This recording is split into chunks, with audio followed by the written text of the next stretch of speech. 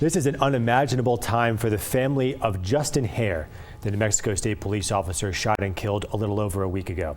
They're grieving, sometimes with members of the communities Hare was a part of, and they're keeping in mind what's expected to be a long series of court appearances for the man accused of killing him. This weekend, for the first time, we spoke with Officer Hare's parents. Tamara Lopez joins us now. So Tamara, you spoke with them about how they're doing and also about what the future is going to look like for them. Yeah, Tommy, the main thing that Officer Justin Hare's parents told me was they want to keep his memory alive and keep people aware about what happened to him. That included a candlelight vigil in Moriarty where Officer Hare left a lasting impact on the community there. My first thought was, please God, don't let any other officer be shot by this scumbag. Terry and Jim Hare got a little sliver of good news last week about their son, New Mexico State police officer Justin Hare. Police say they caught the man who killed him. That was my first thought, was just I wanted all of them to be safe. No one else needs to go through this, but I was very thankful that they got him. Very thankful.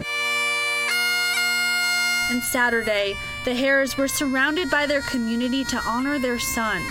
Barbara Christian helped plan a candlelight vigil in Moriarty. It's very sad. It's very somber, scary.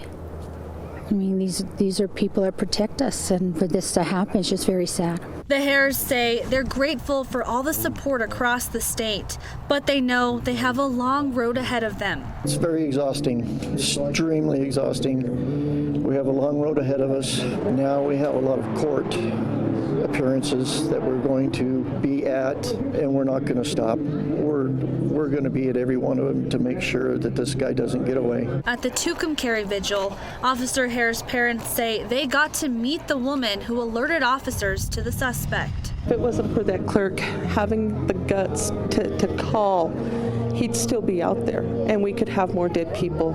So we owe a lot to her. This community owes a lot to her because she stood up and said he was here. And Terry shared more about her son, who she calls her rock. He was there. He wanted to help people. Even when he was in elementary school, middle school, high school, when kids would be mean to the teacher, he would stand up for the teachers and like, stop it. You can't do that.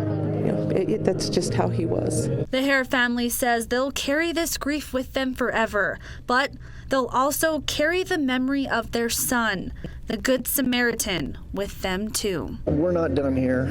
We're not done here. We're going to continue his legacy, Justin's legacy, and